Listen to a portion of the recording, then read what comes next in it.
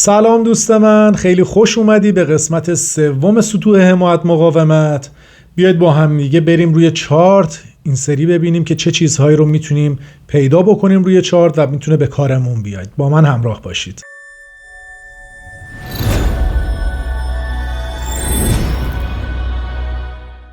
بچه همونطور که دارید الان مشاهده میکنید، بیاید با هم دیگه بریم سراغ یه رمزارز دیگه یا یه چارت دیگه یا یه نمودار دیگه و توی اینجا بیاید با هم دیگه پیدا بکنیم، یعنی یاد بگیریم چه جوری ما میتونیم این سطوح رو باز پیدا بکنیم.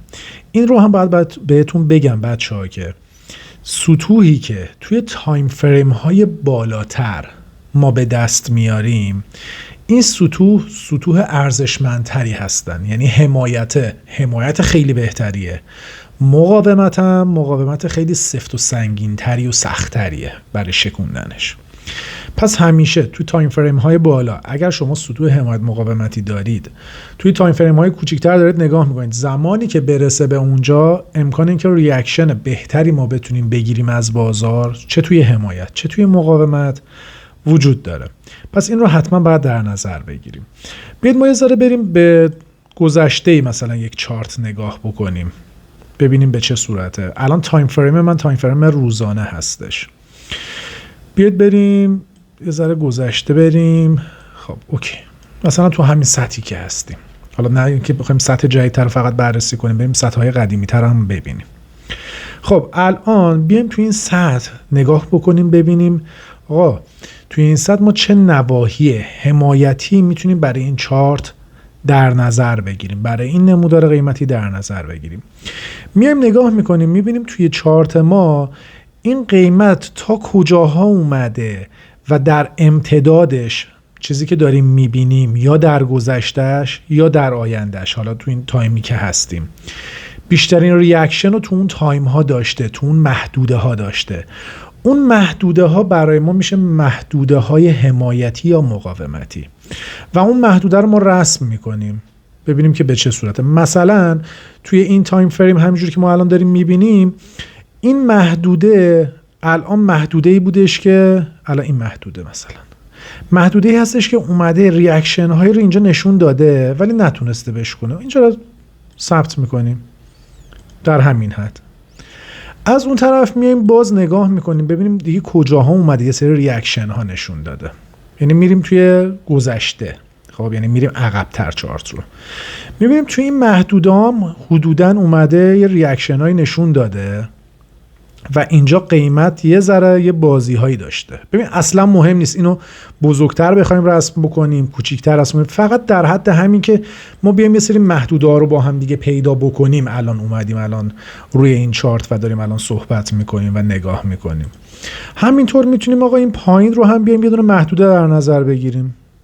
ببین آقا اومده توی این قسمت اومده یه سری ریاکشن ها نشون داده و حالا بازار اومده حالا برگشته یا حالا بوده. خب ما این محدوده رو توی این قسمت توی این صفحه 3 محدوده در آوردیم. این 3 محدوده رو ما میریم به آینده بازار ببینیم آیا بازار در آینده اومده به این محدوده ریاکشن نشون بده یا نه. همونطور که دارید مشاهده میکنید ببینید اینا رو ما اینجا کشیدیم دیگه، ما اصلا سمت راست که نرفته بودیم، اینها رو اینجا کشیدیم، یه چیز حدودی اومدیم متصور شدیم که آقا بازار ما، این جفت ارز ما، این حالا کوین ما اومده توی این نواحی، اومده یه سری ریاکشن ها نشون داده، یا موفق شده بشکونه یا موفق نشده یا درگیری قیمتی داشته اونجاها. وقتی میایم توی آینده، یعنی شما فکر کنید مثلا الان توی این قسمت بازار هستید، هنوز از آینده خبر ندارید. وقتی این سطوح رو کشیدید و حالا مثلا روزها میگذره میاد تو آینده، میبینید چقدر جالب، اینجا قیمت اومده رفته پایین، توی این سطح مونده، اومده رفته بالا. این سطحی که قبلا کشیده بودید که اون سمت چپ تصویر بوده ریاکشن نشون داده، دوباره اومده پایین. اوکی، بعد میرید پایینتر، حالا میبینید اومده پایینتر، ببینید اینجا هم واسه خودش یه سطحیه ها. خب یعنی اینجا هم اگه بخوایم الان بکشیم، اینجا هم برای خودش یه سطحی حدودا میشه. خب اومده پایینتر، از این پایین اومده رفته بالا، این سطح بازی کرده، این سطح برای ما دیگه اعتبارش کم رنگتر شده، ولی اومده روی سطح بعدی که کشیدیم دوباره اومده ریاکشن نشون داده. اوکی، پس ما این سطح رو میشه گفت سطح درستی بوده که ترسیمش کردیم.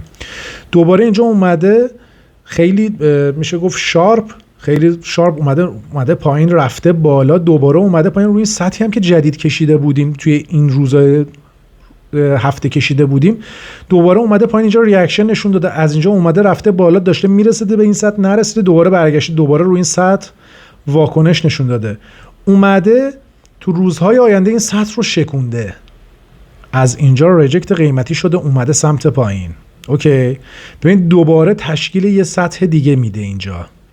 یعنی اینجا اگه بخوایم در نظر بگیریم حدوداً توی این محدوده دوباره یه سطح دیگه اومده تشکیل داده. ببینید زمانی که این سطح حمایتی خودش رو میشکونه میاد پایین و تاییدیه به ما میده و سطح دوباره شارپ میشکنه میاد پایین، این سطح حمایتی که ما داشتیم قرار بود از قیمت ما حمایت بکنه، همینطور که تو گذشته حمایت میکرد از قیمت ما و قیمت رو هول میداد میرفت سمت بالا، در این قسمت وقتی شکسته میشه میاد پایین، تاییدیه کندلی که بعدا بهتون آموزش میدم میبینیم میاد پایین، این سطح تبدیل میشه به سطح مقاومتی، یعنی تغییر سطح ایجاد میشه و همینطور که میبینید حالا بازار میاد پایین میره توی سطح‌های بعدی خودش و میرسه دوباره به این سطح. این سطح نقش مقاومت رو ایجاد میکنه، سطحی که قبلا حمایتی بوده و قیمت رو برمیگردونه سمت پایین، دوباره میاد حمله میکنه، دوباره مقاومت میشه این سطح، دوباره برمیگردونه میاد پایین، میاد سمت اون سطحی که شما به عنوان حمایت دوباره کشیده بودینش و دوباره برمیگرده میره بالا. اوکی، اینجا دوباره شکسته شد، رفت بالا، دوباره اومد پایین، رفت بالا، اومد اینجا، دوباره تبدیل شد به سطح حمایتی. حالا دوباره که قیمت رو هل داده میره رو به بالا، قیمت رفته رو به بالا. اوکی، الان یه سطح دیگه ما میتونیم اینجا متصور بشیم بگیم آقا یه همچین سطحی هم اینجا آقا خیلی تراکنش ها خیلی به شکل خاصی بوده. اوکی باشه، اینجا هم اومده کارهای خودش رو معامله‌گران اومدن انجام دادن، دوباره قیمت از اینجا ریجکت شده اومده پایین. این سطح بود که از اینجا دوباره شکست رفت رو به بالا، اینجا دوباره برای ما تبدیل شد به سطح حمایت، یعنی حمایت میکنه از قیمت. ببینید چه جوری شارپ اومده پایین، ریخته رفته اینجا، یک کندل زده، دوباره برگشته رفته به بالا. پس میتونیم متصور بشیم اینکه قیمت امکان داره از این نقطه، بذارید براتون بگم، از این نقطه به این قسمت از نمودار برسه و میتونیم این سطوحی که کشیدیم رو معتبر بدونیم برای این تایم از لحظه بازار و بتونیم اینجا یه معامله خرید باز بکنیم و بتونیم توی این قسمت هم یه معامله فروش باز بکنیم با درصد ریسک و سود بالاتری. یعنی چی؟ یعنی این احتمال که از این سطح ما بتونیم حمایت بشیم، قیمت ما بره به سطح بعدی برسه، بسیار بالاه و اینکه توی این قسمت بخواد مقاومت بکنه و دوباره برگرده بیاد روی این سطح، باز هم درصد بالاتری داره. حالا بیاید بریم با هم دیگه یه ذره تایم فریم رو بیاریم پایین‌تر، بریم ببینیم رو تایم فریم پایین‌تر چیا داریم. میریم تایم فریممون رو میکنیم 4 ساعته.